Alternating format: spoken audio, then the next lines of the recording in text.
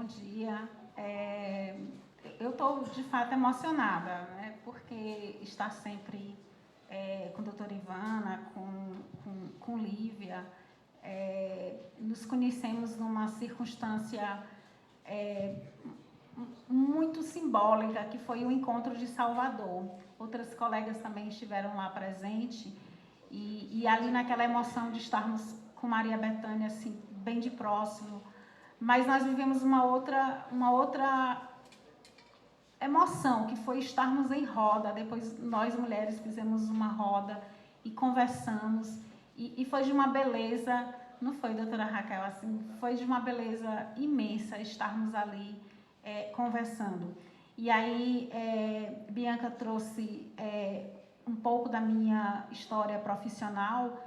Isso tem me tocado muito, porque nós sempre nos apresentamos enquanto profissional, e isso faz parte de nós. Tanto é que, com muito orgulho, eu faço mestrado profissional na Fiocruz, porque nós somos uma turma de 19 membros e servidores do Ministério Público, e a gente traz essa experiência para a academia. E o Ministério Público proporcionou isso. Eu estava me preparando para outros mestrados, mas foi uma decisão, inclusive, política, fazer parte desse mestrado, porque estar na academia, trazendo a experiência do Ministério Público, tem sido muito edificante. Inclusive, eu convido todos e todas para depois acompanhar essas pesquisas, que elas vão nos trazer muitas questões. Mas a minha experiência de Irene enquanto sujeita, enquanto pesquisadora, é uma experiência racializada, não é? Eu acho que Lívia vive isso também. É muito interessante nós estarmos nessa mesa falando sobre gênero e não estarmos ocupando mais espaços só em novembro, não é? Essa é a nossa luta, de não estarmos só discutindo. A gente não tem como não discutir a questão da raça, porque a nossa formação, nosso sujeito passa pela questão da raça. E aí eu aproveito já para cumprimentar a mesa. A gente tem essa deferência muito grande, né, com a doutora Bernadette, que nos iniciou nessa questão. É um carinho enorme que nós temos. E eu não sei se está presente, mas eu tomei café da manhã, 6 horas da manhã, com ele, com o Clóvis, que é um amigo nosso aposentado, e que tem essa referência também, para mim, muito grande. Foi uma pessoa que... Ele está aqui...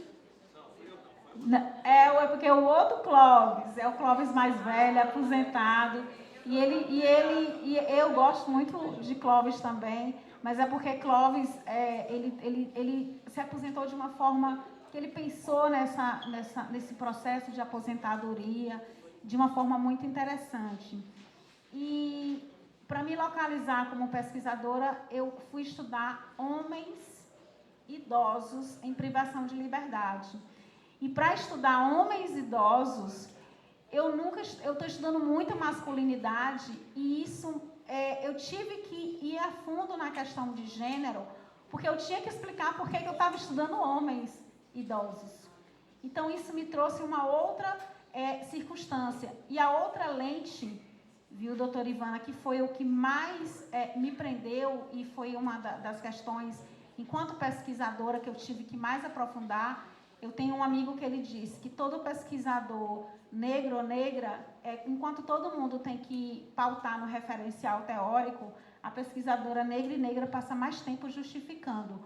Porque tem que justificar tudo, porque eu não posso ir para um presídio estudar a pessoa idosa encarcerada, e eu tenho que falar antes porque que eu tenho que estudar a raça. Porque eu não posso chegar nesse presídio e encontrar a maioria das pessoas negras dentro do presídio e achar que as pessoas negras cometem mais crime do que as outras pessoas.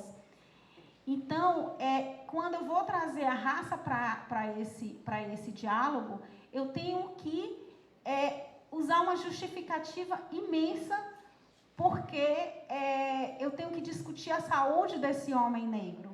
Eu tenho que entender por que ele não procurou os sistemas de saúde mais do que os outros homens. Algumas pessoas aqui, eu acho que lembram, quando o SUS começou a fazer algumas intervenções de saúde em campos de trabalho, em locais de trabalho. Porque como os homens não iam para o sistema de saúde, eu tive que levar a saúde até aqueles locais de trabalho, locais de construção. Então, eu fui cada vez mais mergulhando nesse sistema.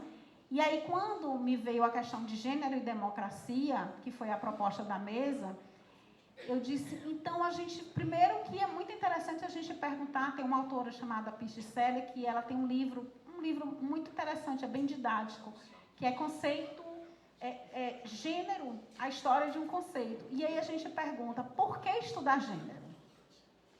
Mas aí eu tenho outras perguntas, outras provocações, como a doutora Ivana colocou. E quando eu falo de gênero, de qual homem que eu falo? De qual homem dominante que eu falo? De qual masculinidade que eu falo? E aí, quando eu escolhi falar sobre masculinidades, eu sabia que talvez eu não ia ter outra oportunidade de falar sobre gênero que tivesse só mulheres aqui no plenário. Porque eu tenho certeza que se não fosse congresso do Ministério Público e o tema fosse gênero, nós íamos ter aí na plateia só mulheres. Porque vocês homens não têm o costume de ir para discussões de gênero. E aí, por isso que eu pontuei ainda mais trazer a questão da masculinidade. E aí a gente pergunta, dentro desse conceito histórico de gênero, que homem dominante é esse que o feminismo fala? E esse homem dominante, essa questão de gênero, ela passa por binarismo. Todo tempo a gente está falando de homem, mulher, mas também nós estamos falando, e aí Foucault já disse desse dispositivo da sexualidade que é de poder, nós estamos falando também do homem branco e do homem negro, da diferença da mulher branca e da mulher negra. Nós também estamos falando da diferença, Judite, dos jovens e dos velhos. Então, isso tem que estar presente todo o tempo nas nossas reflexões. E as mulheres, elas são historicamente sujeitas desse feminismo. Tem um documentário que eu não estou lembrando o nome, mas ele fala sobre essa questão da percepção dos homens. É muito bonito o comentário. O documentário. Se alguém lembrar, por favor, diga. Mas um dos depoimentos, ele diz assim, antigamente a gente não tinha como estudar a questão do homem no livro, a gente só consegue falar de homens nos livros sobre feminismo. Livros de mulheres, porque a gente fala todo o tempo de vocês.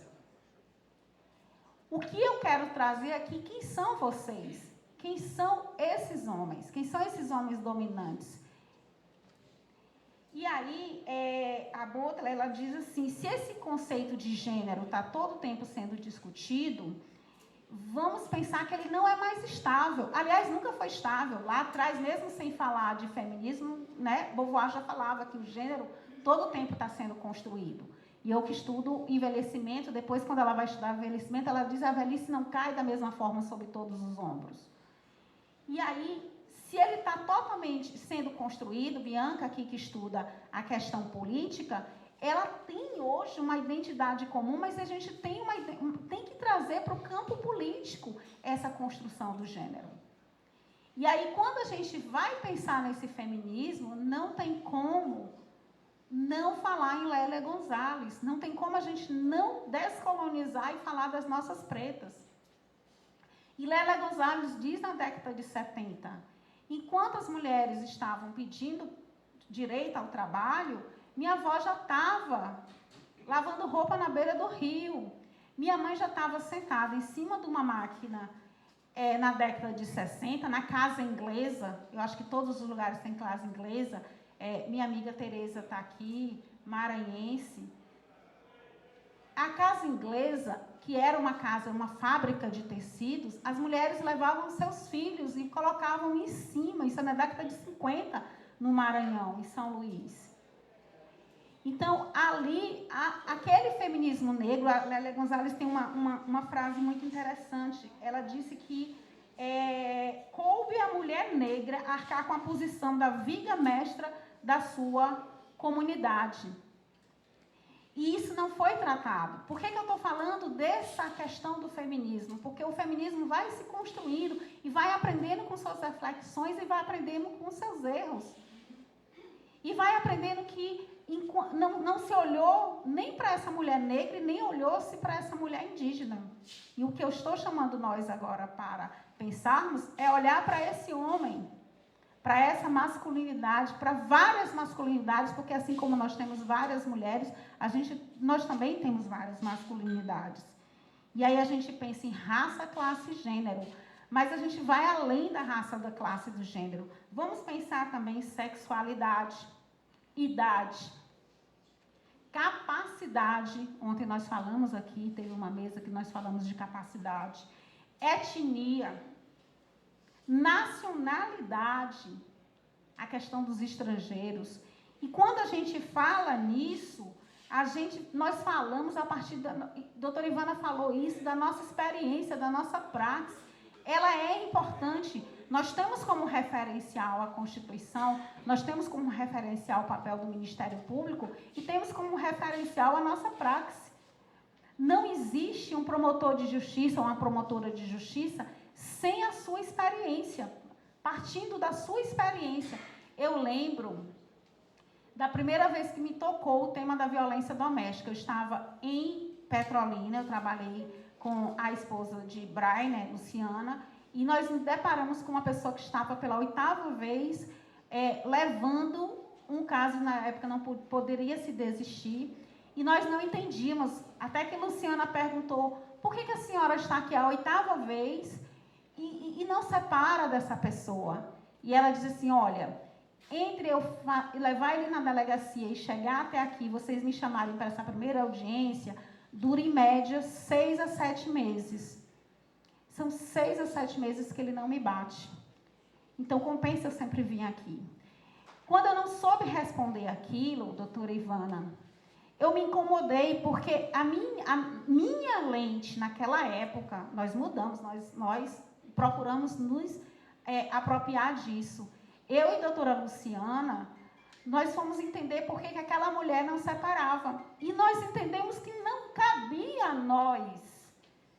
Foi a grande descoberta de nosso percurso dentro do que a gente começou a trilhar na questão da violência doméstica. Que não cabia a nós decidirmos se ela era para separar ou não. Cabia a nós entender o que estava acontecendo, é levar para outro patamar. É levar para pensar em casas de passagens, é levar para entender a questão de se pode desistir ou não e outras questões que foram aparecendo. Então, tem que existir um engajamento dialógico. A Patrícia Collins, quando fala em interseccionalidade, eu gosto muito dessa palavra, esse engajamento dialógico. E Lélia Gonzalez já falava sobre isso o tempo todo. Então, como é que a gente pode falar de gênero e falar também de masculinidade? E falar também de idade?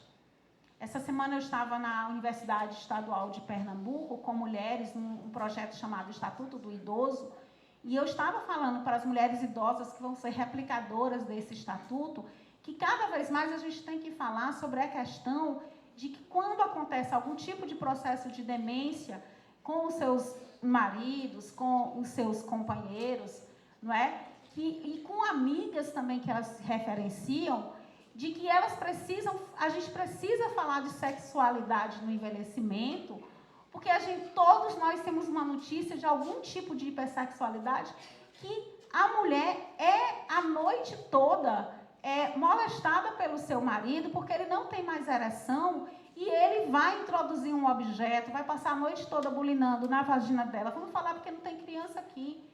E ela não tem como dizer isso para os filhos e entra num processo de depressão. Quando ela consegue dizer isso para o filho, e eu tenho uma casa que eu consiga separar eles de quarto e consiga medicalizar, você consegue resolver. Mas eu fui agora para o Rio de Janeiro, para o Ministério Público, com a doutora Branquinho, para o lançamento da pesquisa sobre pessoas idosas encarceradas, que a maioria cometem crimes sexuais, e o promotor de execução leu uma sentença de um idoso que estava desde 2017 preso porque ele estuprou a esposa. Veja que eu não estou fazendo julgamento se a gente deve ou não denunciar. Claro que onde há crime nós devemos atuar. Mas quanto de nós não sabemos as questões que são resolvidas quando isso acontece, tem uma família estruturada que consegue agir, que consegue dar o tratamento de saúde, e isso não vira crime, isso não vai para a delegacia. A gente não pode ser pautado por quem chega primeiro na porta de quem está precisando de tratamento, se é o carro da saúde ou se é o carro da polícia. Isso não pode nos pautar.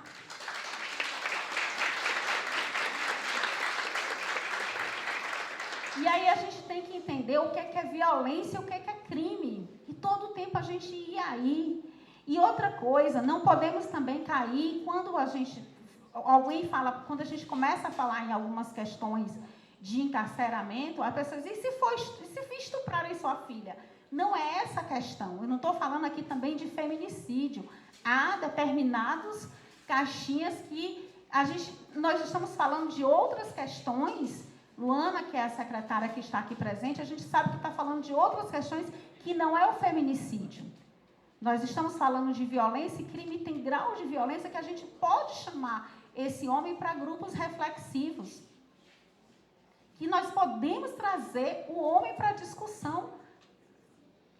E aí, sempre pontuando na raça, na classe, no gênero, sexualidade, idade, capacidade, etnia e nacionalidade. Porque a gente precisa combater o colonialismo, o patriarcado, o sexismo, o racismo, todos o sistema de poder. E como disse ontem, por que não discutir o encarceramento? Tem me incomodado bastante quando eu vejo em determinadas pautas, eu aqui sou antiproibicionista, aqui eu sou antipunitivista, ou aqui eu contesto encarceramento em massa, mas quando eu chego na pauta da violência de gênero, o que eu quero é um punitivismo em alto grau. Então, não tem como a gente separar nossos nichos nessas questões pessoais, em espaços pessoais. Nós precisamos estar plenos em todos os espaços, inclusive na questão da violência de gênero.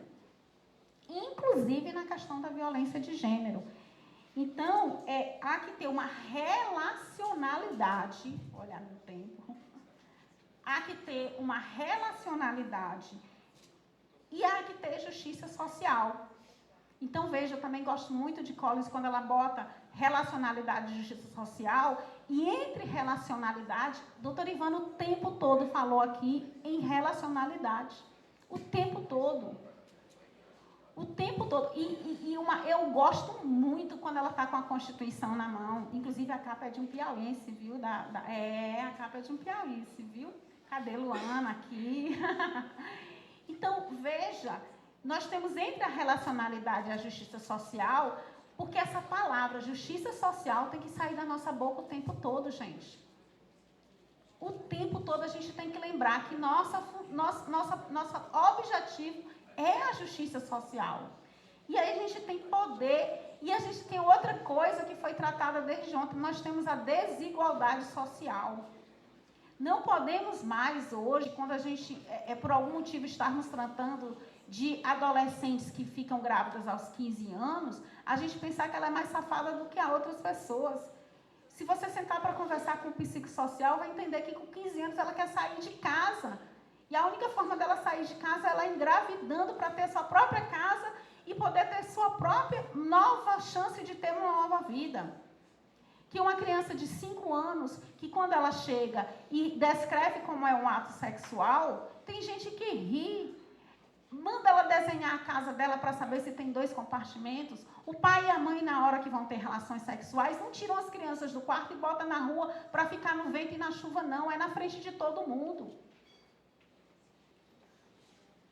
Crianças que com 8 anos já presenciaram atos sexuais. E nós conseguimos olhar para uma criança de 8 anos que relata um ato sexual e dizer que ela é pervertida, a mãe é pervertida, o pai é pervertido, é todo mundo pervertido. Nos nossos apartamentos de 200 metros quadrados, cada um com seu quarto e os filhos no computador.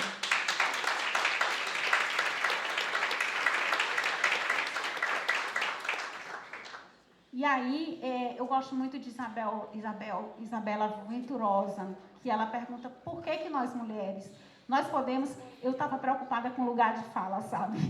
Mas aí eu achei esse texto de Isabela Venturosa, que ela diz por que nós mulheres podemos falar e devemos falar em masculinidades, não é? Precisamos ter protagonismo, né, para nos engajar nos espaços, sermos dialógicos e partir de locais múltiplos. Precisamos falar sobre as várias masculinidades. E aí eu trouxe um trecho que eu gosto muito mesmo, da Audre Lorde, e ela é uma mulher negra, lésbica, e ela tem um livro, a irmã Absati, que ela tem um capítulo chamado O Filho Homem, Reflexões de uma Lésbica Negra e Feminista. E ela vai falar sobre como nós vamos criar esse filho homem. Então, sabe, Luana, quando a gente está falando desses grupos reflexivos, quando nós vamos sentar com nossos colegas, quando nós vamos explicar para os nossos colegas determinadas posturas que eles não devem nos interromper, quando a gente quebra determinadas mesas, alguém postou ontem o Congresso de Oficiais de Justiça, só homens na mesa, vocês também têm que virar e dizer assim, por que só tem homens? Vamos convidar nossas colegas mulheres para fazer parte da mesa. E as mulheres também se impor para estar nessas mesas. Porque é muito interessante as mesas de abertura, só homem. Aí depois, quando você vai olhar os painéis, a maioria mulheres. Mas a mesa de abertura, mais um. Eu estou falando de ontem, do Congresso. E posso falar também dos nossos, de alguns. Então, como é que nós estamos nas nossas relações com nossos colegas de trabalho? Isso também é importante falar desses espaços. E a Audre Lorde, ela diz o seguinte em relação a esse filho. Uma das dificuldades de escrever este ensaio é temporal, porque tudo é temporal. Tudo é a mulher não é mais a mesma de hoje, vocês também não são mais os mesmos que seus pais. Há um grande rompimento, há uma temporalidade. Há uma temporalidade. Lívia, eu sou de um bairro chamado Liberdade, lá em São Luís. Eu nasci em São Luís, depois eu fui para Teresina. Meu maior choque foi quando eu fui para o encontro de direito em São Luís, e eu disse, vou ver minha avó na Liberdade. E eu pedi um táxi, e o táxi se recusou a ir para a Liberdade. E eu disse, nossa, eu sou estudante de direito de uma universidade federal, estou no encontro nacional da Universidade Federal e não consigo chegar na casa da minha avó. Que hoje é uma comunidade quilombola urbana, a Liberdade. E isso todo o tempo a gente está construindo essa temporalidade. E aí ela diz, uma das dificuldades de escrever esse ensaio é temporal. Este é o verão em que Jonathan está se tornando um homem, fisicamente. E nossos filhos têm de se tornar homens. Os homens com quem esperamos que nossas filhas, nascidas e por nascer, terão o prazer de conviver. Nossos filhos não vão crescer e se tornar mulheres. Podem até se tornar mulheres. O caminho deles é mais difícil que o das nossas filhas, pois eles têm de se afastar de nós, de avançar sem nós. Com sorte, eles têm de se afastar de nós. Com sorte, eles têm o que aprenderem conosco. E a capacidade de forjar essas lições aos seus próprios moldes. Então, o que eu desejo que nós estejamos sempre discutindo todas essas interseccionalidades, todo o tempo, todo o momento, todas as vezes em que os processos chegarem até nós, porque só através da nossa praxis é que nós vamos superar essas desigualdades para alcançar a justiça social. Muito obrigada.